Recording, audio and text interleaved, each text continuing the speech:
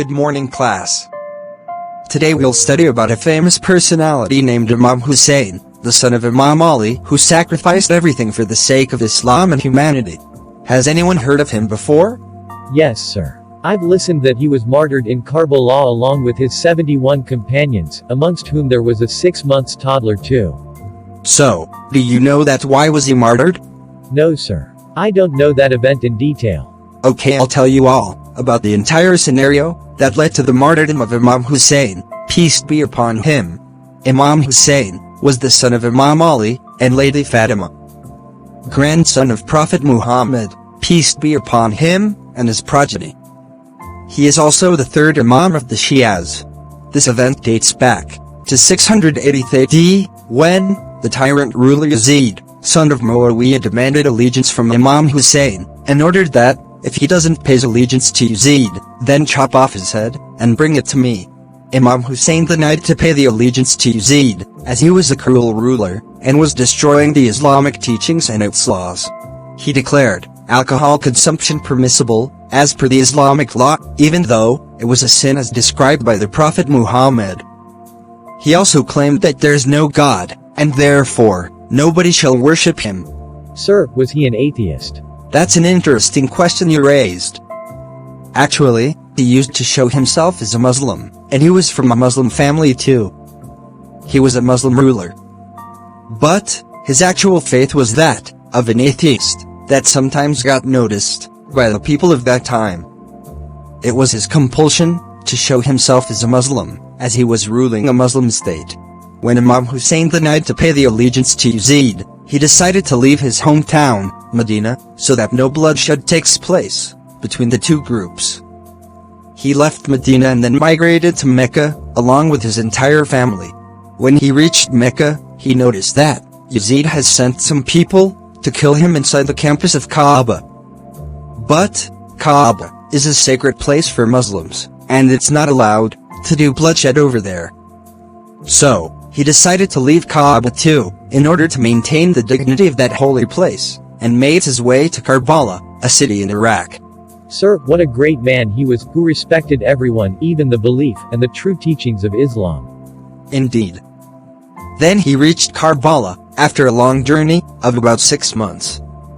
He set up the tents near the river Euphrates. Meanwhile, the large army of Yazeed arrived Karbala too, and ordered Imam Hussain to remove the camps from the riverside and set it somewhere else. At that moment, Abbas, brother of Imam Hussain, got angry and challenged the army to set aside the camps if they could, and nobody dared to move from their place. But Imam Hussain made Abbas understand that he doesn't want a war, and managed to place the tents at a different place. But after that day, the army of Yazeed didn't allow Imam Hussain to take the water from the river Euphrates, and the entire clan of Imam Hussain remained hungry and thirsty for several days. The saddest part is that there were many children, infants, and women on the side of Imam Hussain, and they didn't get even a drop of water too. Sir, how could anyone be such cruel? This is the most inhuman thing one can do.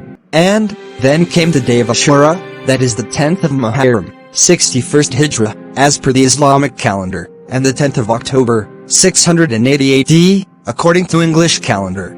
On the dawn of this day, the army of Yazeed, that were 9 lakes in numbers, started attacking the tents of the clan of Imam Hussain with arrows, and this is how the massacre of Karbala started.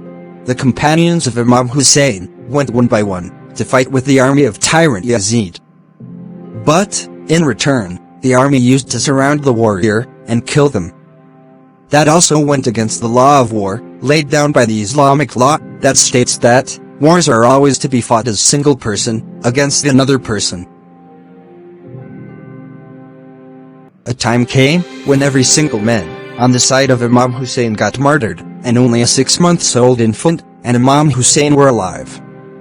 Another son of Imam Hussain was alive, as he didn't participate in the battle, as he was suffering from illness.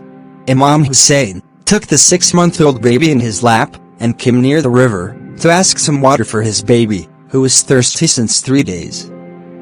But in return, the baby was shot from arrow in his neck, and got martyred in the lap of his father.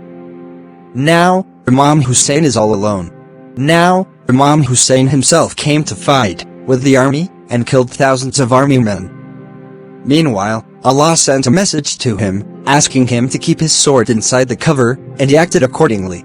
At that moment, the army attacked Imam Hussain, and he suffered some 1900 wounds upon his body, and fell down from his horse. An assassin named Shimmer chopped off the head of Imam Hussain in 12 strikes, using a blunt dagger, so that he may cause more pain to Imam, and to his sister, who was watching him getting martyred. When Imam Hussain got martyred, the army of Yazeed set the tents of the clan of Imam Hussain on fire, looted the women and kids, and took them as captives to the dungeon of Damascus. Sir, how brutally they killed the grandson of Prophet Muhammad, and left their corpse in the desert without offering a single piece of shroud to the bodies. But it's a fact that Imam Hussain is the one who is still remembered and honored, as he was standing with truth. Really a brave and an honest man he was. There are many lessons that Imam Hussain gave us, but the most important one is that we should always stand by the truth and be a voice for the oppressed ones. Standing against the oppressor is what we should do today, like Imam Hussain did during his era and made an unforgettable history. So, students, today's class ends here. I hope you all understood the tragedy of Karbala. We will start with a new topic in the next class. Till then, take care of yourselves. Bye.